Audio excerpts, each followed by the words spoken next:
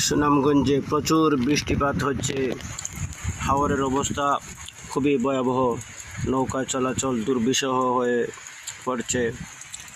বিশেষ করে সুনামগঞ্জবাসীকে দৃষ্টি আকর্ষণ করে বলছি, আপনারা 2 থেকে 3 দিন হাওরে সতর্ক অবস্থানে বের হবেন, খুব সতর্কতার সহিত।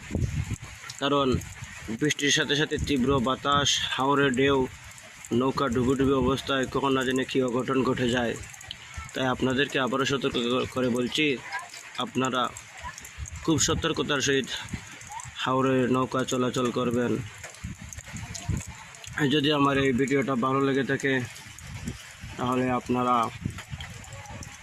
সাবস্ক্রাইব করে পাশে থাকুন। ফি আমানিল্লাহ। আল্লাহ হাফিজ।